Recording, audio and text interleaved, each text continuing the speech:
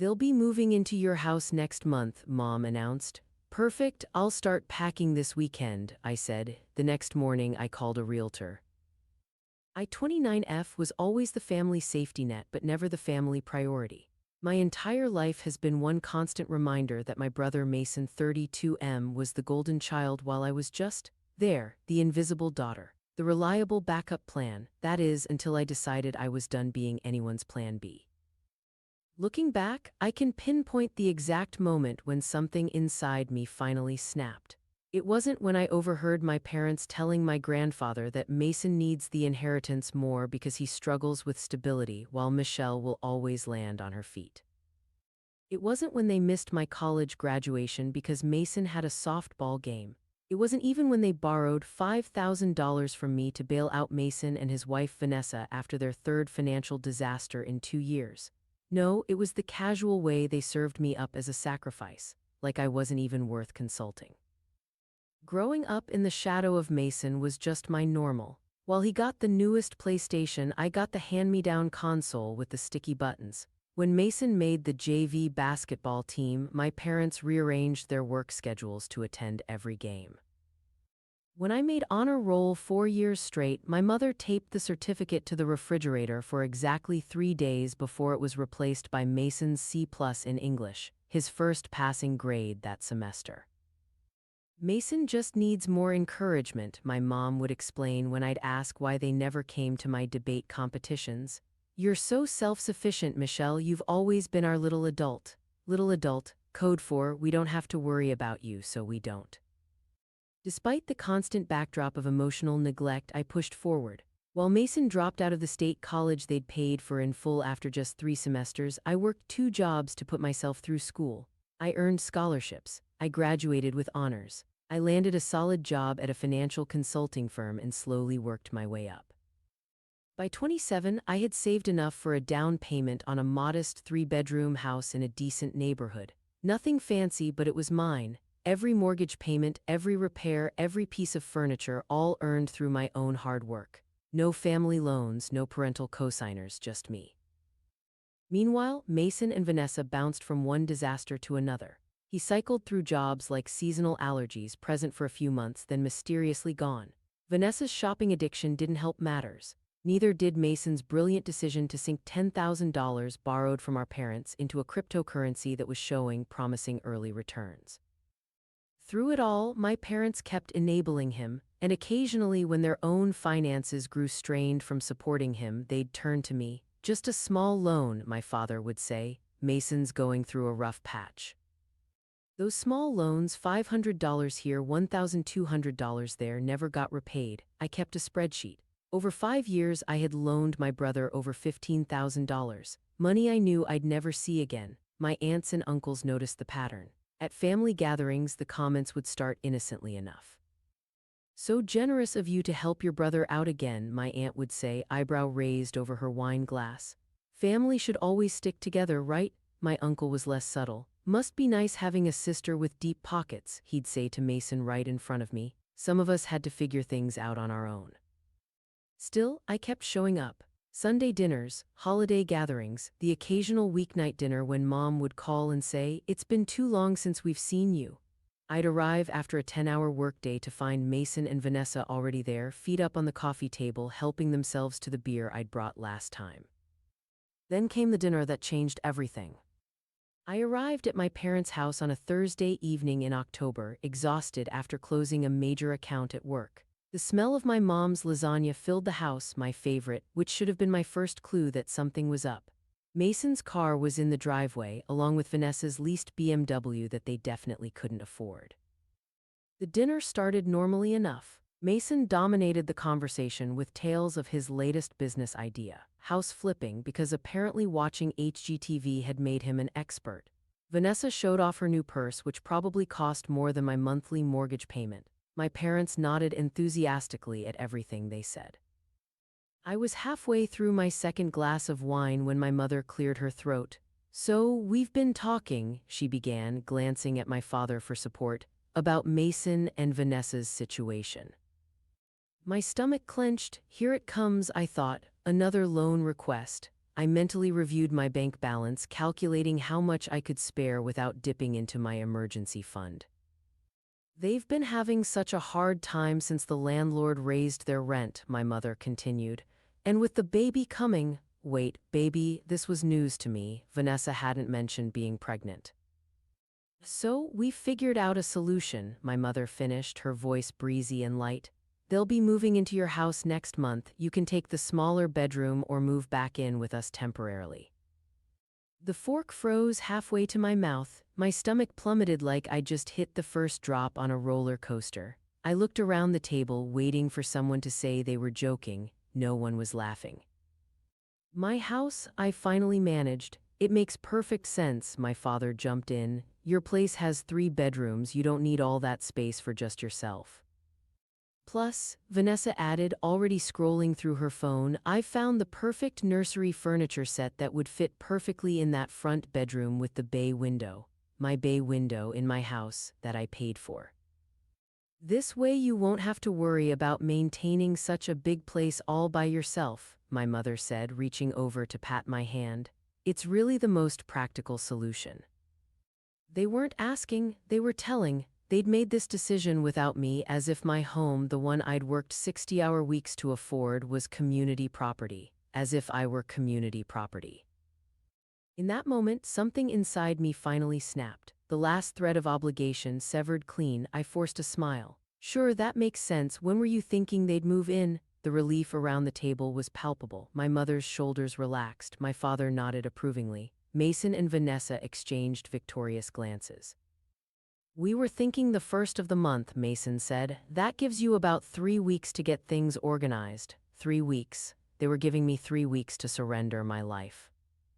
Perfect, I said, taking another sip of wine to hide the tremor in my hands. I'll start packing this weekend. The rest of dinner passed in a blur. I nodded at appropriate intervals, smiled when expected, and died a little inside each time Vanessa mentioned another piece of my house she planned to change. When I finally got into my car to drive home, my hands were shaking so badly I could barely grip the steering wheel. Tears burned hot trails down my cheeks. I pulled over after a few blocks, unable to see through the blur of rage and heartbreak. I sat there, engine running, and screamed until my throat was raw. Then I took a deep breath, wiped my eyes, and made a decision. If they wanted my house so badly, they could have it, but it wouldn't be the way they expected. My company had offered me a promotion 2 months earlier, senior consultant, with a 35% salary increase. The catch? I'd need to relocate to our Chicago office. I'd been hesitating, unwilling to move away from the family that, despite everything, I still felt tethered to. That tether had just been cut. I called my boss at 11:30 p.m. that night. I'll take the Chicago position, I said without preamble when he answered. That's fantastic, Michelle, he replied, sounding surprised but pleased. When can you start? How soon do you need me? Well, the sooner the better. The Hawkins account is floundering without leadership. 3 weeks, I said firmly. I'll be there in 3 weeks. The timeline wasn't coincidental. The next morning, I called a realtor, not the one my parents knew, but a woman from the next town over. I listed my house at a competitive price just slightly below market value to ensure a quick sale. The photos went up on Friday. By Monday, I had 3 offers. By Wednesday, I'd accepted an all-cash offer with a 21-day close. The timing was going to be perfect. For the next 2 weeks, I lived a double life. To my family, I was the compliant daughter, preparing my house for Mason and Vanessa's arrival. I mentioned getting rid of furniture to make room for the nursery, which explained the moving boxes and packed closets. I asked about paint colors and curtain preferences. I even invited Vanessa over to plan the space. She walked through my house like she already owned it, pointing out where her sectional would go, which walls she'd paint, how she'd rip out the vegetable garden I'd lovingly tended for 2 years because it's just not my aesthetic. Every condescending comment, every entitled assumption made it easier to go through with my plan. Meanwhile, I was methodically dismantling my life in preparation for my escape. I transferred to a new bank, leaving just enough in my old accounts to avoid suspicion. I secured an apartment in Chicago, signing the lease electronically. I redirected my mail to a P.O. box. I sold what furniture I couldn't take and packed the rest into a storage unit under a different name. 3 days before closing, I took a business trip that was really a flight to Chicago to finalize my apartment setup. I came back long enough to sign the closing papers, collect my cashier's check, and load my remaining possessions into a U-Haul. On what should have been moving day for Mason and Vanessa, I was already 300 miles away, settling into my new apartment with a view of Lake Michigan. I stood alone in my new living room, listening to the unfamiliar city sounds filtering through the windows. My phone buzzed incessantly on the kitchen counter, calls and texts from my family. I imagined the scene unfolding back home, Mason and Vanessa arriving with their moving truck, perhaps my parents there to help, all of them standing confused on the front lawn as strangers carried furniture into what they'd thought was about to be Mason's new house.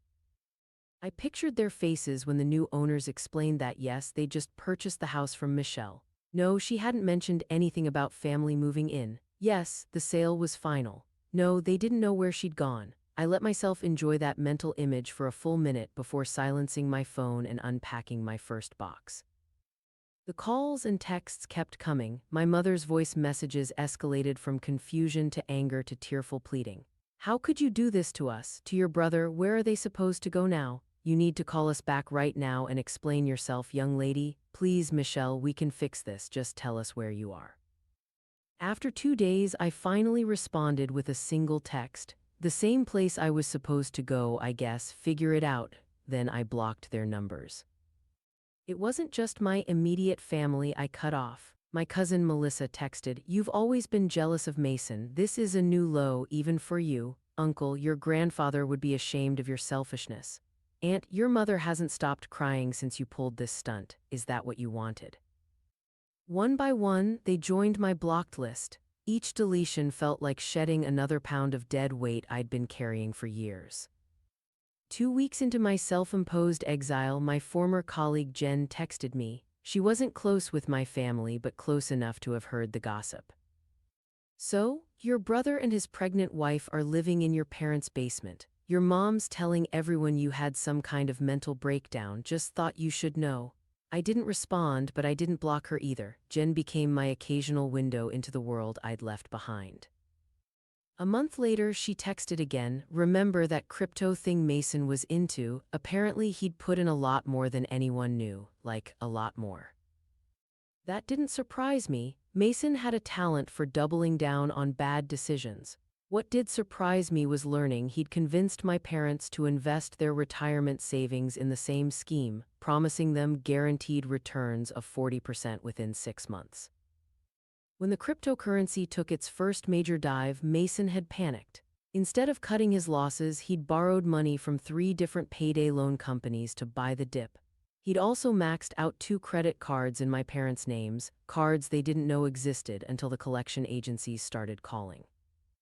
By month 3, the situation had imploded completely. The cryptocurrency was revealed as an elaborate scam. Mason was facing potential legal trouble for some side hustle related to the scheme. My parents had taken out a second mortgage to cover his most pressing debts.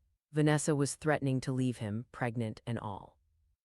I felt a twinge of sympathy, not for Mason or my parents, but for the unborn child being dragged into their chaos. I sent an anonymous gift card for a baby supply store to Vanessa's mother's address. It was the only concession I made to the guilt that occasionally bubbled up. My new life in Chicago was everything I'd hoped for.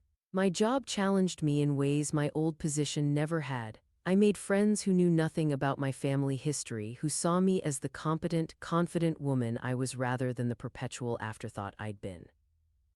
6 months after my escape, I received a letter forwarded from my old P.O. box.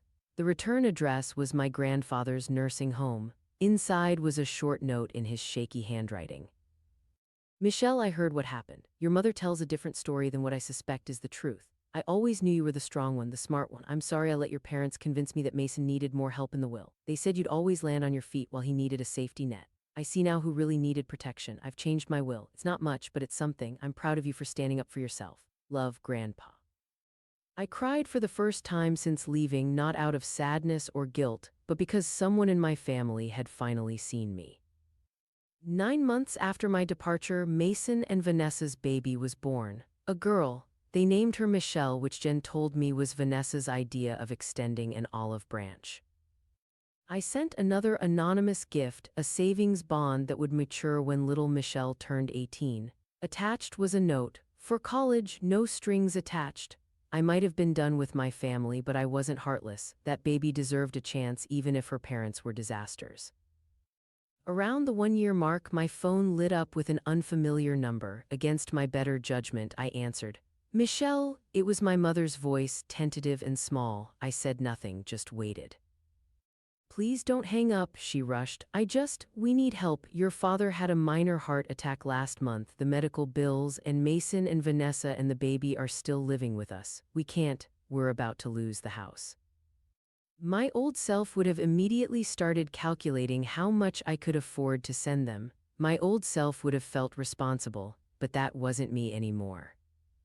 "I'm sorry to hear that," I said, my voice steady. "I hope Dad recovers quickly." "That's it," her voice cracked. "Your family is falling apart and that's all you have to say? What would you like me to say, Mom? That I'll bail everyone out again, that I'll give up my life to fix problems I didn't create?" The silence stretched between us. "We're your family," she finally whispered.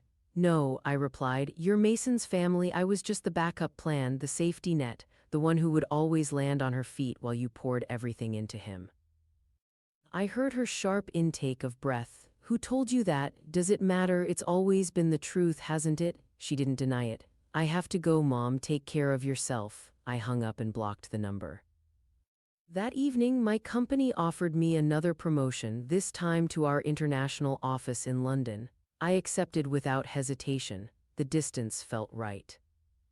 The night before my flight, I sat on my Chicago balcony with a glass of wine, watching the lights reflect off the lake. I thought about the girl I'd been, always hopping for approval, always willing to set myself on fire to keep others warm. That girl was gone. In her place was a woman who understood that real family doesn't drain you dry and call it love. That boundaries aren't selfish, they're necessary. That sometimes walking away isn't giving up, it's finally allowing yourself to move forward. I'd lost a family but found myself, and in the end, that was the better trade. I raised my glass to the Chicago skyline, to new beginnings, to the power of no, to the unexpected freedom that comes from finally putting yourself first. My phone buzzed with a text from my new London flatmate confirming my arrival time.